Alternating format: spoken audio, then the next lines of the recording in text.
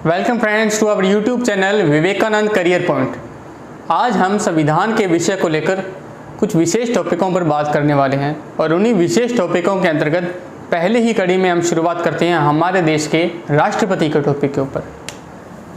तो आज का हमारा टॉपिक जो है वो रहने वाला है आपका राष्ट्रपति। तो चलिए बात करते हैं राष्ट्रपति पद को लेकर। सबसे पहली बात कि विश्व के अनेक देशों के अंदर राष्ट्रपति का पद है। जैसे अमेरिका में राष्ट्रपति का पद है, रशिया में राष्ट्रपति का पद है, श्रीलंका में राष्ट्रपति का पद है और उसी संदर्भ में भारत में भी राष्ट्रपति का पद हमारे संविधान के द्वारा सृजित किया गया है। तो ये सारी बातों के मद्देनजर हम ये जानने की कोशिश करेंगे कि किस प्रकार से हमारे देश के राष्ट्रपति और अमेरिका के राष्ट्रपति में फ़र्क है, या फिर हमारे संविधान के अंतर्गत किस प्रकार की शक्तियाँ हमारे राष्ट्रपति को प्रदत्त की गई हैं और क्या हमारा राष्ट्रपति वास्तव में इन शक्तियों का प्रयोग करता है या वह केवल एक कठपुतली मात्र है, एक औपचारिक प्रधान है। इन सभी बातों के मद्देनजर आज का हमारा टॉपिक जो है वो घूमेगा। और चलिए शुरुआत करते हैं। तो शुरुआत हम करने वाले हैं हमारे आर्टिकल 22 को लेकर। ध्यान से सुनना, हमारे संविधान के अंतर्गत टोटल 22 भाग है। उन 22 भागों में से एक भाग आपका भाग संख्या 5। ध्यान से सुनना मित्रों, भाग संख्या 5 के अंतर्गत कुल 22 भागों में से 5वां भाग जो शुरू होता है आपका अनुच्छेद 52 से और ख़त्म हो जाता है अनुच्छेद 151 तक में। 52 से लेकर अनुच्छेद 151 तक में जितनी भी बातें दी गई है वो सारी की सारी बातें आपके संघ के बारे में दी गई है। इसके हेडिंग में हम संघ शब्द का प्रयोग जो है वो करते हैं। संघ यानी कि हमारा यूनियन, हमारा सेंटर, यानी कि सेंटर के अंतर्गत जितनी भी संस्थाएं, जितने भी पद सृजित किए गए हैं वो आपको 5वें भाग में मिलेंगे। और इसी 5वें भाग में सबसे पहला जो पद है वो है हमारे राष्ट्रपति का पद और उसी राष्ट्रपति के पद को लेकर आज की हमारी बातें चलेगी। तो चलिए भाग संख्या 5 के अंतर्गत हम बात कर लेते हैं सबसे पहले अनुच्छेद 52 पर। हमारे अनुच्छेद 52 में लिख रखा है कि भारत का एक राष्ट्रपति होगा। ध्यान से सुनो, हमारा अनुच्छेद 52 ही है जो स्पष्ट रूप से यह वर्णित करता है कि हमारे देश का भी क्या होगा, एक राष्ट्रपति होगा, एक राष्ट्रपति होगा। सिर्फ इतनी सी बात है। नेक्स्ट हम बढ़ते हैं हमारे अगले आर्टिकल 53 पर। अनुच्छेद 53 के अंतर्गत अनुच्छेद 53 जो है वो टोटल 2 धाराओं में बटा है। 2 धाराओं में अनुच्छेद 53 जो है वो बटा है, यानी कि हमारे संविधान में 2 धाराओं के रूप में अनुच्छेद 53 को लिखा है। चलिए उन सब पर हम बात करते हैं। आर्टिकल 53 की धारा 1 जो है वो ये कहती है कि संघ का, ध्यान से सुनना मित्रों, संघ की समस्त कार्यपालिका शक्तियां, संघ की, हमारे संघ यानी कि सेंटर की समस्त कार्यपालिका शक्तियां, कार्यपालिका शक्तियां किसमें निहित होगी, इस संदर्भ में बातें करता है हमारा 53 का भाग 1। तो चलिए हम ये जानने की कोशिश करते हैं कि 53(1) में क्या लिखा है। इसमें लिखा है संघ यानी कि सेंटर, संघ की समस्त कार्यपालिका शक्तियां हमारे राष्ट्रपति में निहित होगी, ऐसा धारा 1 में वर्णित है, यहाँ लिखा है। और यहाँ से 2 बातें जो हैं वो मैं आपको स्पष्ट करना चाहता हूँ। पहली बात ये कि संवैधानिक प्रावधान क्या है और दूसरी बात ये कि वास्तविक प्रावधान जो है वो क्या है। तो यहाँ 2 बातें आपको जानना जरूरी होंगी। पहली बात कि संविधान के अंतर्गत हमारा संवैधानिक रूप से, ध्यान से सुनना, हमारा जो है वो संवैधानिक रूप से कार्यपालिका प्रमुख कौन बनेगा। पहली बात ये कार्यपालिका प्रमुख,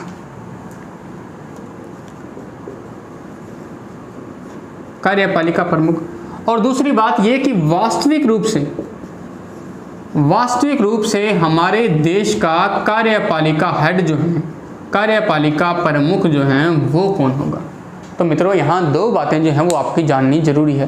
पहली बात, संविधान के अंतर्गत हमारे देश का कार्यपालिका प्रमुख जो हैं वो हमारे राष्ट्रपति को बनाया गया है और वहीं हमारे देश के वास्तव के अंदर रियलिटी में व्यवहारिक रूप से अगर कार्यपालिका प्रमुख की बात करें तो वो प्रधानमंत्री है मित्रों, राष्ट्रपति नहीं है। यानी कि वास्तविक रूप से वो सारी शक्तियाँ जो सेंटर में वर्णित है वो सारी की सारी शक्तियाँ प्रयोग करेगा हमारे देश का प्रधानमंत्री प्रयोग करेगा।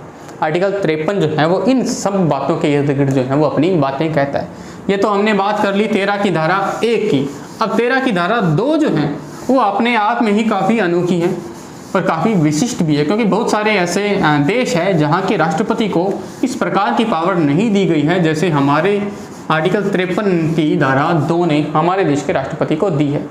ठीक उसी संदर्भ में बात करते हैं। 13 की धारा 2 जो है वो ये कहती है कि राष्ट्रपति, हमारे देश का राष्ट्रपति जो है वो तीनों सेनाओं का, ध्यान से सुनना मित्रों, हमारे देश का राष्ट्रपति तीनों सेनाओं का प्रधान कमांडर होगा, प्रधान सेनापति होगा, प्रधान सेनापति होगा, ऐसा यहाँ लिख रखा है। क्लियर यहाँ तक? तो चलिए सबसे पहली बात ये करते हैं कि हमारे देश के अंतर्गत 3 सेनाएं आखिर है कौन कौन सी। तो तीनों सेनाओं की अगर मैं बात करूं तो सबसे पहली आ जाती है हमारी थल सेना मित्रों, है ना, हमारी आर्मी। और दूसरी अगर हम बात करें तो वो है हमारी वायु सेना। और तीसरी के अंतर्गत अगर हम बात करें तो वो आ जाती है हमारी जल सेना, है ना। अब होता क्या है, इन तीनों सेनाओं का अपना अपना एक हेड होता है, अपना अपना एक प्रमुख होता है, अध्यक्ष होता है। और इन तीनों अध्यक्षों के ऊपर जो है एक सुप्रीम कमांडर होता है, एक सुप्रीम सेनापति होता है।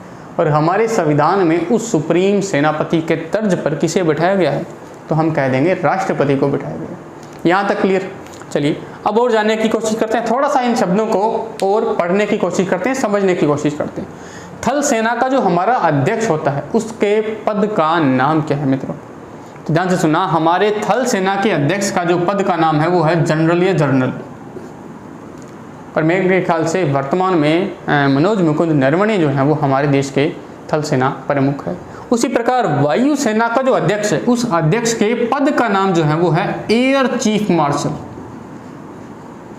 एयर चीफ मार्शल जो है इस पद का नाम दिया जाता है। जिस प्रकार हम सामान्य जिन शब्दों का प्रयोग करते हैं नेवी के अंदर उन शब्दों का प्रयोग न करके इस शब्द का प्रयोग किया जाता है।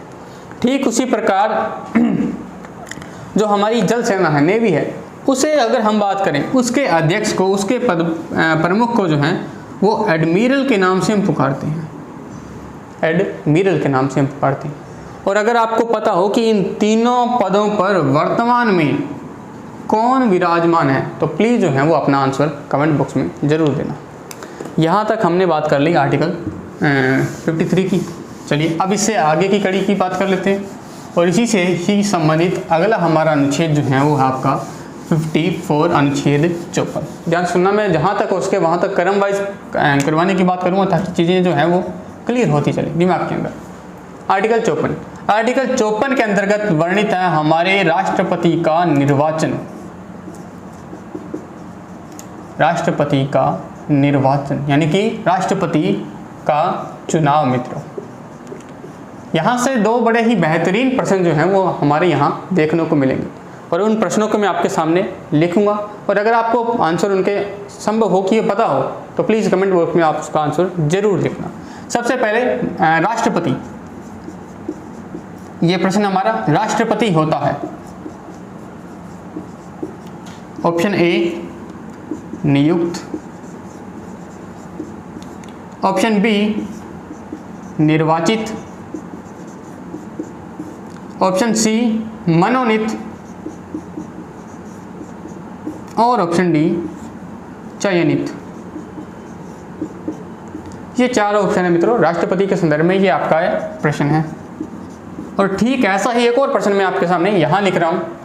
प्रश्न है प्रधानमंत्री, पीएम, प्राइम मिनिस्टर होता है। ऑप्शन ए सेम ही है, निर्वाचित। ऑप्शन बी मनोनीत, सेम ही ऑप्शन चलेंगे हमारे। ऑप्शन सी नियुक्त और ऑप्शन डी चयनित।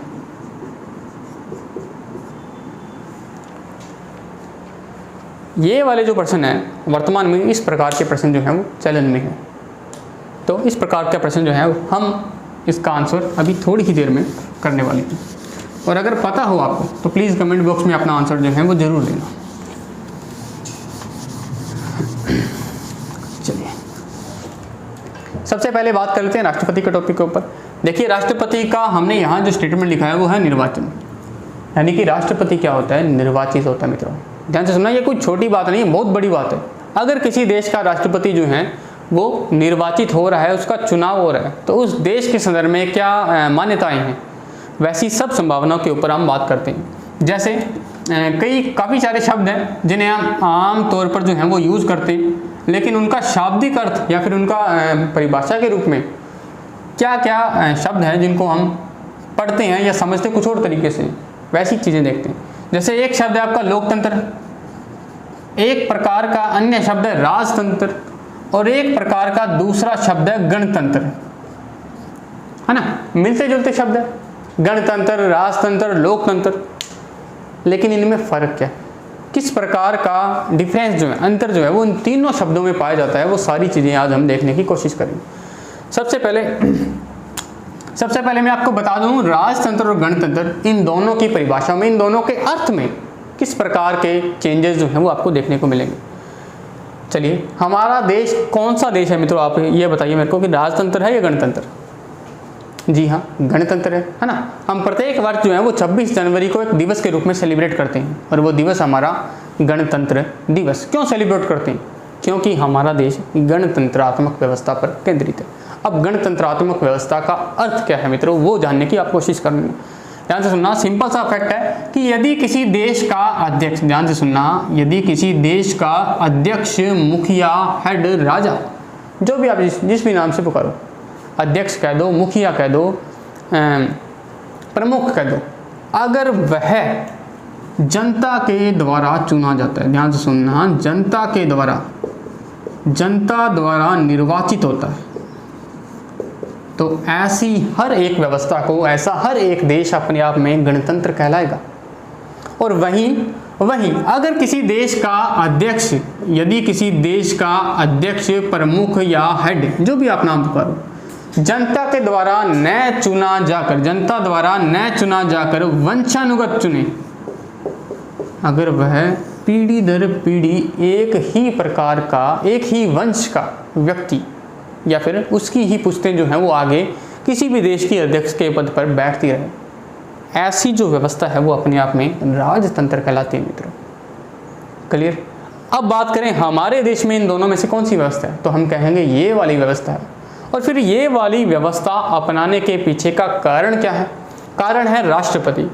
हमारे देश का अध्यक्ष मित्रों कौन होता है? राष्ट्रपति होता है, प्रधानमंत्री नहीं होता। ध्यान से सुनना, हमारे देश का अध्यक्ष, संविधानिक अध्यक्ष की मैं बात कर रहा हूँ, राष्ट्रपति, और हमारे देश का राष्ट्रपति क्या होता है? निर्वाचित होता है। और इसी वजह से हमारा देश कैसा है? गणतंत्र है। क्लियर यहाँ तक? ये है इन दोनों शब्दों में फ़र्क। अब नेक्स्ट हम बात कर लेते हैं लोकतंत्र क्या है। तो लोकतंत्र का शाब्दिक अर्थ है मित्रों जनता का शासन। ध्यान से सुनना, लोकतंत्र का शाब्दिक अर्थ है जनता का शासन, यानी कि अध्यक्ष की कुर्सी पर तो राष्ट्रपति या वो बैठा है, लेकिन बाकी का जो प्रशासन है, बाकी के जो कामदार हैं, वो सारे की सारी कौन कर रहा है? जनता कर रही है, या जनता की मर्जी से हो रहे हैं। बिना जनता की मर्जी के कोई भी काम उस देश में नहीं होगा। ऐसी कोई व्यवस्था अगर किसी देश में विद्यमान है तो वह व्यवस्था लोकतंत्र कहलाती है मित्रों। और ये तीनों ही शब्द आपको क्लियर होने चाहिए, ताकि हम इन फ्यूचर कहीं भी इन शब्दों का प्रयोग करें तो आपको इनका अर्थ जो है वो पता होना चाहिए। चलिए, अब हमने बात कर ली कि हमारे देश का राष्ट्रपति जो है वो निर्वाचित होता है साहब। अब निर्वाचन में कुछ कड़ियाँ जो हैं वो आपको समझनी चाहिए। सबसे पहली बात कि निर्वाचन में जब राष्ट्रपति का चुनाव होते हैं तो उसमें आम जनता पार्टिसिपेट नहीं करती। जब कभी भी राष्ट्रपति का चुनाव होता है, राष्ट्रपति का 5 साल का कार्यकाल होता है और हर 5 साल के बाद उसके चुनाव होते हैं, लेकिन जब भी चुनाव होते हैं आप या मैं वोट नहीं डालते। तो पहली बात, वोटर कौन होते हैं? किनको मतदाताओं के रूप में हम शामिल करते हैं? भाई ऐसी महान विभूतियाँ हैं कौन जो यहाँ वोट डाल रही हैं। सेकंड बात, जब वोट होते हैं मतदाताओं के अंतर्गत जब वोट डाले जाएंगे तो उस वोट की प्रणाली, चुनाव की प्रणाली क्या होगी? वो कौन सी रीति है जिस रीति से चुनाव हम करवाते हैं, या हमारा संविधान, हमारी शासन व्यवस्था, हमारी देश जो है वो राष्ट्रपति के चुनाव कंडक्ट करवाते हैं। और तीसरी बात, चुनाव का प्रकार कैसा है। ये सारी ही पॉलिटिकल की बेसिक सी बातें जो आपको पता होनी चाहिए, और इन्हीं सभी के अंतर्गत जो है वो हमारी आज चर्चा का विषय बना रहेगा। तो सबसे पहले हम बात करते हैं मतदाताओं के ऊपर। तो ध्यान से सुनना, राष्ट्रपति के चुनाव में 2, 4, 10 मतदाता नहीं होती, बल्कि पूरा का पूरा एक ग्रुप होता है मतदाताओं का, और उन्हें कहा जाता है राष्ट्रपति का निर्वाचक मंडल। ध्यान से सुनना मित्रों, राष्ट्रपति के चुनाव में भाग लेने वाले मतदाताओं को कहते हैं हम राष्ट्रपति का निर्वाचक मंडल। और राष्ट्रपति के निर्वाचक मंडल का वर्णन जो है वो आपको आर्टिकल 54 में ही मिलेगा। अब बात करते हैं राष्ट्रपति के निर्वाचक मंडल में शामिल कौन कौन है। तो ध्यान से सुनना, 3 प्रकार के लोगों को, मतदाताओं को, वोटर को राष्ट्रपति के चुनाव में शामिल किया जाता है। वो 3 प्रकार के व्यक्ति कौन कौन है। तो सबसे पहले अगर मैं बात करूं सेंटर लेवल पर, ध्यान से सुनना, सेंटर यानी कि दिल्ली के अंदर हमारी 2 सदन हैं, 2 संस्थाएं हैं, जिन्हें हम सामान्यतः लोकसभा और राज्यसभा के नाम से पुकारते हैं। क्या होती हैं ये संस्था, सभी बात कर लेंगे डिटेल से। लोकसभा और राज्यसभा, अब क्या होता है, इनके अंदर जो है वो सदस्य बैठते हैं, वो सदस्य जिनको हम भेज रहे हैं आगे चुनाव के माध्यम से, वोटिंग के थ्रू। तो वो सदस्य जो है, वो सदस्य राष्ट्रपति के चुनाव के अंदर पार्टिसिपेट करते हैं, वोट डालते हैं। ये वोटर होते हैं मित्रों। एक तो ये प्रकार के कैंडिडेट है। सेकंड, प्रत्येक राज्य के अंदर, ध्यान से सुनना, प्रत्येक राज्य के अंतर्गत एक विधानसभा होती है। ये कंपलसरी व्यवस्था है, हमारे राज्य में भी है, और हर राज्य के अंदर एक विधानसभा होगी। और उस विधानसभा के अंदर जिन लोगों को, जिन नेताओं को हमने चुना है, वो नेता भी आगे जो है वो राष्ट्रपति के चुनाव के अंतर्गत पार्टिसिपेट करते हैं। ये भी आपने याद रख लेना। क्लियर यहाँ तक? ये सेकंड प्रोसीजर है। तीसरे प्रोसीजर की अगर हम बात करें तो तीसरा प्रोसीजर जो है, मूल संविधान के अंतर्गत, जब हमारा संविधान 1950 में लागू हुआ था, उस संविधान में केवल ये 2 ही बातें लिखी हुई थी, तीसरी बात शामिल नहीं थी। तीसरी बात को संविधान विशेषज्ञों के द्वारा बाद में इसे संशोधन के माध्यम से जोड़ा गया है, और उस संशोधन को हम 17वें संविधान संशोधन के रूप में काउंट करते हैं। 17वां संविधान संशोधन जो हुआ था 1992 के अंतर्गत, उस संविधान संशोधन के अंतर्गत दिल्ली, ध्यान से सुनना, बड़ा इंपॉर्टेंट प्रश्न है यहाँ से, दिल्ली और पांडुचेरी, वर्तमान में तो पुडुचेरी नाम, बट पांडुचेरी लिख देते हैं, दिल्ली व पांडुचेरी की विधानसभा, दिल्ली व पांडुचेरी की विधानसभा के निर्वाचित सदस्य, इनको भी शामिल जो है वो कर लिया गया था। ठीक, और अभी आपको ये भी पता है कि 2019 में, पिछले ही साल जो है वो हमारा जम्मू कश्मीर जो है वो उसको राज्य की श्रेणी से हटाकर केंद्र शासित प्रदेश बना दिया गया। और जम्मू कश्मीर केंद्र शासित प्रदेश होते हुए भी उसमें एक विधानसभा है मित्रों, और उस विधानसभा के सदस्यों को यहाँ अब की बार शामिल कर दिया गया है। तो बिल्कुल लेटेस्ट है, दिल्ली और पांडुचेरी के साथ जम्मू कश्मीर की विधानसभा के सदस्य भी इन फ्यूचर आने वाले भविष्य के अंतर्गत राष्ट्रपति के चुनावों में पार्टिसिपेट करने वाले हैं। तो प्रश्न ये भी बन सकता है मित्रों कि किस विधानसभा के सदस्य पहली बार राष्ट्रपति के चुनावों में भाग लेंगे, तो आपको आंसर जम्मू एंड कश्मीर की विधानसभा देना पड़ेगा, क्योंकि पहले ऐसी व्यवस्था संविधान में थी नहीं थी। तो मेरे ख्याल से ये तीनों क्लियर है। अब थोड़ी सी बात को मैं और डिस्क्राइब, एक्सप्लोर करने की कोशिश करता हूँ। हम चलते हैं निर्वाचित सदस्यों के ऊपर। देखिए, कोई भी संस्था होती है, मैंने यहाँ एक स्पेशल शब्द लिखे हैं मित्रों, ध्यान से अगर आप पढ़ें तो, निर्वाचित सदस्य। यहाँ मैंने टोटल सदस्य नहीं लिखे, यहाँ मैंने कुल सदस्य नहीं लिखे, यहाँ मैंने निर्वाचित सदस्यों को ही क्यों लिखा, इसके पीछे भी कुछ संविधान विशेषज्ञ हैं जो अपना तर्क देते हैं, या फिर संविधान निर्मात्री सभा ने कुछ विशेष संदर्भ में ऐसी बातें भी की थी। देखो होता क्या है, अगर हम बात करें किसी भी संस्था की, किसी भी लोकसभा की या राज्यसभा की या विधानसभा की, किसी भी विधानसभा लोकसभा के अंतर्गत 2 प्रकार के सदस्य जो हैं वो शामिल किए जाते हैं, जिसमें से एक वो सदस्य होते हैं जो चुनाव के माध्यम से चुन करके संविधान, लोकसभा, राज्यसभा या विधानसभा में भेजे जाते हैं। आप या मैं मिल करके वोट डाल करके उन लोगों को भेजते हैं। और दूसरी तरफ कुछ ऐसे भी लोग होते हैं, कुछ ऐसे भी कलाकार होते हैं जो बिना चुनाव के, ध्यान से सुनना बड़ी इंपॉर्टेंट बात है, बिना किसी चुनाव के डायरेक्ट वो लोकसभा, राज्यसभा और विधानसभा के मेंबर बनना चाहते हैं। उस प्रकार के सदस्यों को बोला जाता है मनोनीत सदस्य। कौन से सदस्य? मनोनीत सदस्य मित्रों। अब मैं आपको ये बता दूं कि जब राज्यसभा में कोई सदस्य मनोनीत होता है और जब लोकसभा में सदस्य कोई मनोनीत होते हैं, आगे भी पढ़ेंगे, तो राज्यसभा और लोकसभा के सदस्यों को मनोनीत करने की जो पावर है वो असल में राष्ट्रपति के ही हाथ में, यानी कि राष्ट्रपति ही वो व्यक्ति है जो उन सदस्यों को बिना चुनावों के मनोनीत करने की पावर रखता है। अब आप ये सोचिए कि अगर वही व्यक्ति राष्ट्रपति के चुनावों में भाग लेंगे, वोट डालेंगे, तो सीधी सिंपल सी बात है वो व्यक्ति राष्ट्रपति के ही पद को मतलब उसी उम्मीदवार को वोट डालेंगे। तो ये एक तरीके से चुनाव में ये पार्शियलिटी हुई, भेदभाव हुआ।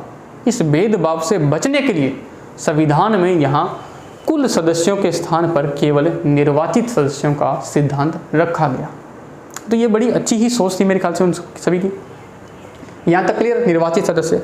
अब एक और चीज़ है जिस पर हमें फोकस करना होगा और वो है विधानसभा। मोस्ट इंपॉर्टेंट है मित्रों आपको, क्योंकि यही वो शब्द है जिसको हटाकर अनेकों बार प्रश्न जो है वो बने हुए हैं। मैं आपको थोड़ा सा और डिस्क्राइब करते हैं इसको। मैं आपको स्टेट पे ले चलता हूँ, राज्यों में ले चलता हूँ। देखो, राज्यों के अंतर्गत एक संस्था है जिसका नाम है विधानमंडल। ध्यान से सुनना मित्रों, मैं रैंडमली ये शब्द नहीं बोल रहा हूँ। हर एक शब्द का अपना एक अलग अर्थ है और उस अर्थ को लेकर ही यहाँ से प्रश्न मिलता है। राज्यों के अंतर्गत एक व्यवस्था है जिस व्यवस्था का नाम है विधानमंडल। मैं संस्था नहीं बोल रहा, व्यवस्था बोल रहा हूँ। और वो विधानमंडल की जो व्यवस्था है, ये विधानमंडल जो है वो 3 संस्थाओं से मिलकर बनी होती है मित्रों। 3 संस्थाएं होती है इसमें एक संस्था होती है विधानसभा। बड़ा ही इंपॉर्टेंट टॉपिक है। अगर ये बेसिक सी चीज़ें आपने क्लियर कर ली तो मेरे ख्याल से आप काफ़ी हद तक पॉलिटी कवर करने में इजी हो जाएगा आपके लिए। और एक विधानसभा है और एक है विधान परिषद। विधान परिषद। और तीसरी संस्था है जिसका नाम हम दे देते हैं राज्यपाल। हाँ जी, बिल्कुल सही, राज्यपाल एक संस्था है। 3 संस्थाएं हैं मित्रों जो मिल करके एक व्यवस्था का निर्माण करेंगी जिसका नाम है विधानमंडल। क्लियर? अब आप इस शब्द पर गौर करना कि यहाँ क्या लिखा हुआ है और वहाँ क्या है। यहाँ सिर्फ इसी शब्द का उल्लेख किया गया है, जबकि एग्जामिनर जो है वो विधानसभा के स्थान पर यह शब्द आरोपित कर देता है या फिर वो शब्द आरोपित कर देता है। और जैसे ही शब्द अलग हुआ वैसे ही प्रश्न के सही या गलत होने की संभावना भी बढ़ जाती है। तो ऐसी छोटी छोटी बातें हैं जिनको मद्देनज़र रख के एग्जामिनर जो है वो प्रश्न बनाता है और ये सब चीज़ें जो हैं वो आपको याद रखनी होंगी। तो ये था हमारा आर्टिकल 54 के बारे में सारी ही चीज़ें। बाकी की जो भी कहानी है वो हम नेक्स्ट वीडियो में करेंगे। Thank you.